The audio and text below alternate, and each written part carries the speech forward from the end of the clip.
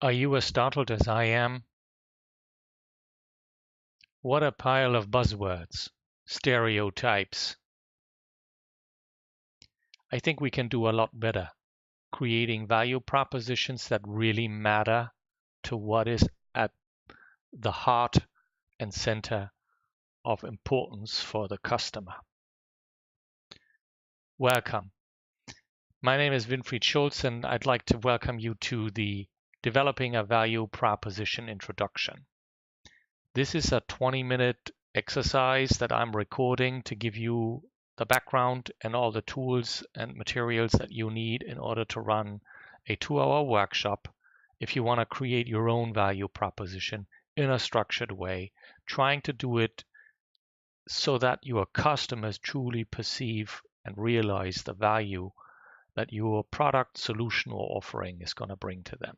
I am an engineer by degree, a problem solver by mentality, and a marketeer by choice.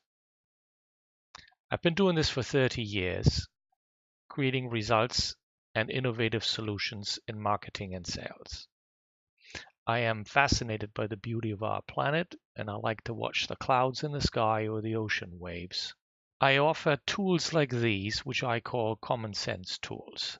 They're designed to be ready to use strategic business solutions, which includes finding new markets and customers, and that could be internationally, digitally, socially. I help with product launches, market segmentation and sizing, demand and lead generation. I have vast experience in selling, so I understand a lot about sales processes, funnel management, channel and key account selling, and I tailor programs for customers to specifically improve in these areas. I have a set of training tools addressing teamwork and lean transformation activities. You can reach out to me via email, on the phone. I also have a small website where you can inform yourself about what I'm doing. This is what you need for this workshop. Essentially, you should be limiting the team to 10, maximum 15 participants, depending on whether you've done this a couple of times or whether you're doing it for the first time. Doing it for the very first time, you may want to limit it to like 6 to 8. That group is typically much easier to handle. You need a PC, screen or projector to run this PowerPoint, which is intended to serve as a discussion aid. It's supposed to help you also kind of like keep track of where you are in the process. You should have a smartphone or camera to take pictures. There will be post-its. There will be ideas people write down. There will be flip charts. So be prepared to capture everything during those 2 hours, to follow up afterwards, or to use some of the ideas that were not dealt with in the course of the workshop. You should have at least one whiteboard and a flip chart, and you can use some of the slides that I have provided here and print them in large format. If you export the slides in high resolution, they can be printed in A0 and still look decent. And then this is what I do. I kind of pin them to a pinboard. I have post-its. I do bring pens so that people can actually write things down and then stick the post-its directly onto the large printout of the slides that serve for identifying and capturing ideas around personas and product features and so on. And then have some sticky tape, pins, and those types of things. They typically tend to be useful. Make sure you have booked a room that actually provides the facilities that you need. Step number 1 is use the flip chart to create a parking lot or a backlog for ideas. Pretty simple. What's the idea? What's the impact or outcome? Who's going to look after this? By when? Make sure that in this column it's not just your name as the person running the workshop. 8 steps we're going to go through. First thing is, what category is your product or offering? How do you intend to message? How do you intend to talk about this? Who's your best customer? And then there's a session about walking in your customer's shoes, jobs and needs, pains and gains. Then you have to map these things. So you have to have an understanding to your product. How does your product create value? How is it addressing the pain and the gains of the customer? Then you actually have to verify that you do have the features that actually that can supply the gain. That's when features actually become benefits. So can you deliver? Next step is competitive analysis. Who is your competitor? How do you stack up? And how do you stack up in categories that are relevant for the customer? That's why we've gone through steps 4, 5, and 6. Eventually, step 8 is the value proposition statement, which is a small table that essentially captures what you should point out as your key differentiating value. Focus on what can be done now, iterate later. So don't spend too much time chasing rainbows. That goes into the parking lot and can be dealt with at another day. Stay focused. All right. I have adapted this system from Mark Smith. I don't know whether he's the original inventor. That's the first time I saw it. It's a 4-quadrant system. On the horizontal axis, you see it goes from tactical solutions to strategic solutions. Tactical meaning it's like a one-off. It doesn't have any linkage to the longer-term strategy of the customer. And strategic solutions is customers will be using it for a long time. It's very important for what they're doing from a business perspective. Essentially, their business would kind of collapse or take severe harm.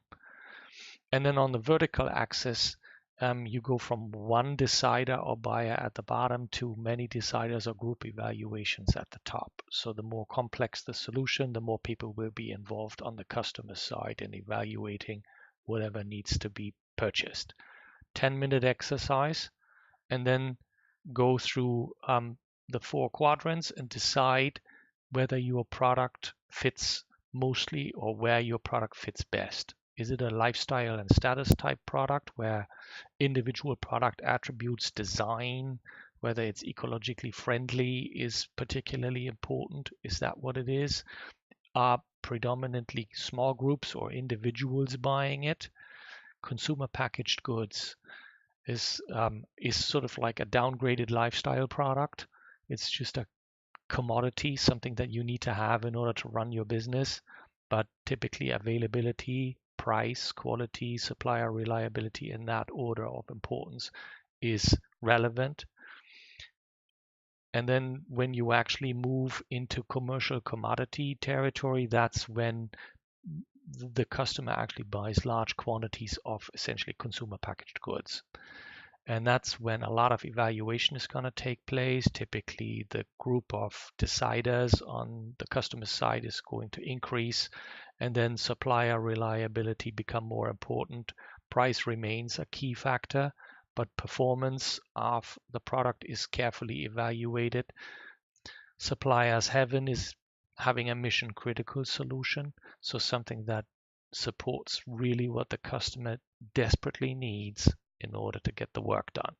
So figure out in which of the 4 quadrants your product predominantly plays, and whether it's a single person you're addressing or whether you have the challenge of dealing with a group.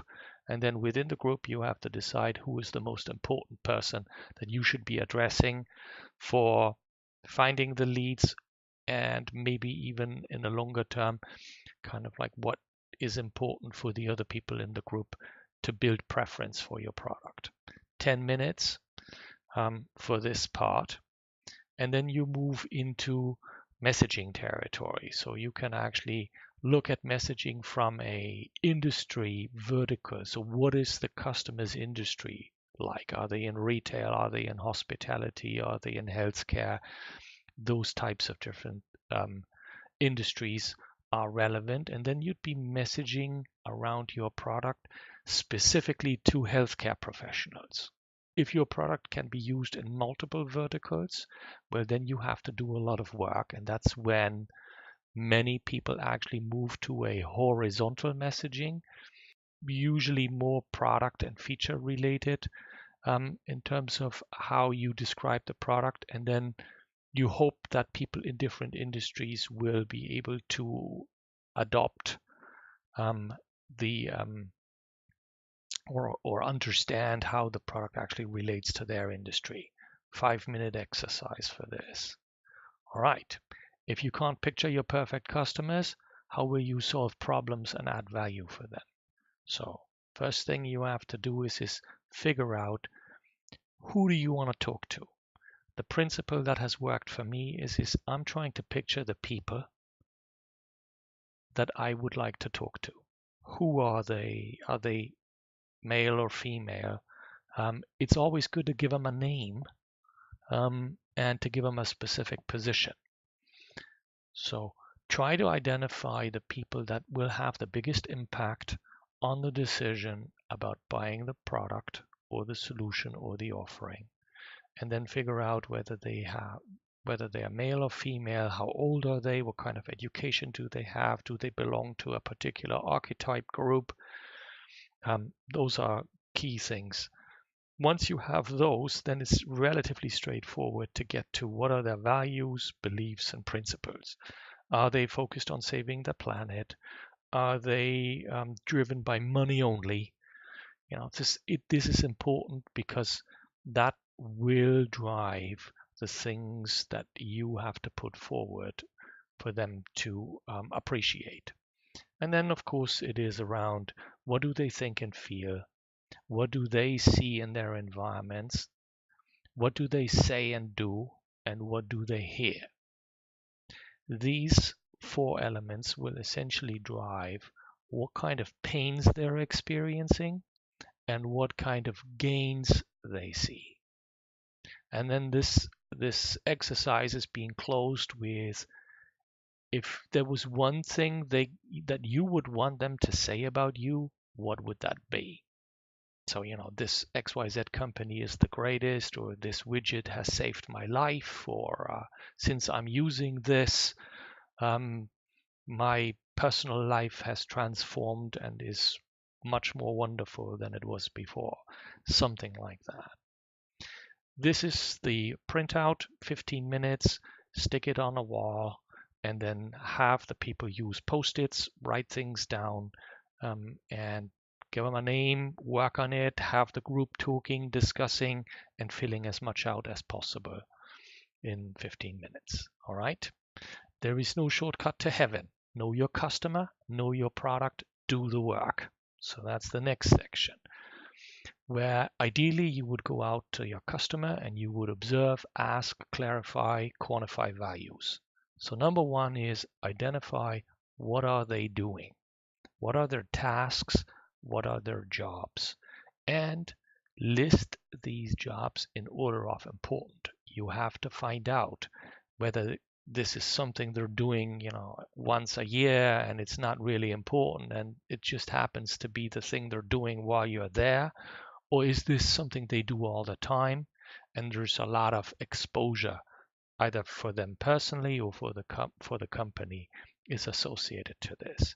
And then start rating these things in terms of, is there a potential for a gain, or is potentially value in making a particular task or job easier, better, less error prone?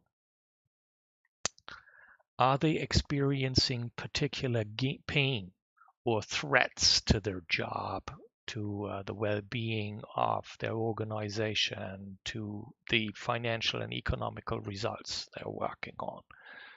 Those are key elements that help you also rank your tasks and jobs properly. It's also the opportunity where you are beginning to identify how much value you are actually going to add in terms of in contrast to what is my product worth in terms of production cost. That's a significant shift actually that you're trying to achieve. And then this is mapped to you as the supplier. So you take in the gains and the value creators, and they need to relate to your product. So you have to be able to understand where these two categories, gains and pains, actually address or are being addressed by specific features that your product offers. And that's essentially, that process is turning a feature into a benefit. And a quantifiable benefit is kind of like the best thing you can have in this situation. Again, it has to relate to the key tasks of your customer. If you only address task number 10, 11, and 12, chances are not very high that you're going to get attention around this. All right, these are the printouts. So there is one for the customer side. There's a couple of talking points or things for the group to remember to keep them on track.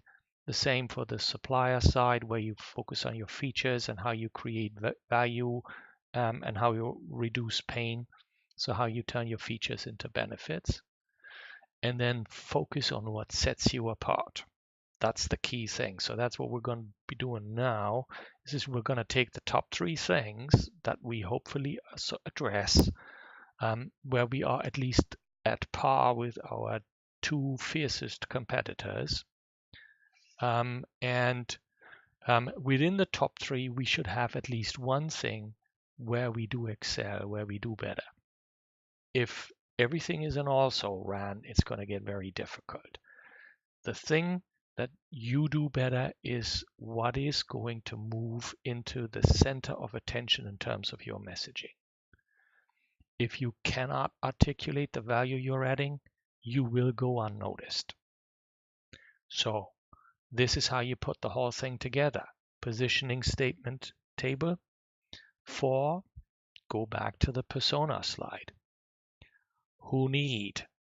First part of what are their issues, problems, pains, also on the persona slide. Our product is, name what your product is. And now we're getting into, this is how your product adds the value. So it solves ideally an unmet need. Unmet means it hasn't been solved yet. It's novel. That's like heavens from a messaging perspective, and it provides this tangible value. Unlike, this is your competitive positioning. So unlike XYZ, your product is doing this significantly better. And when you follow this, you essentially have a relatively crude, not very elegant statement, but it captures all the relevant things and it focuses your entire organization from marketing to sales to R&D on working with the customer on exactly the things that set your product apart. All right. I would like to thank you for your attention. I hope I made it in almost 20 minutes. And if you want to run this workshop, I wish you good luck with it.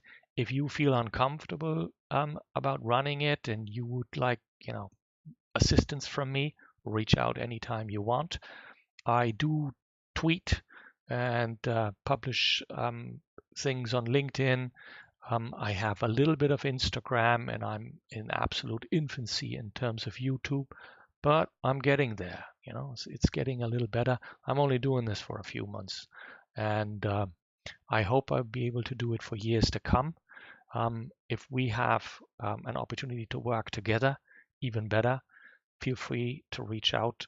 If not, good luck with your next value proposition and with your next product. Thank you very much.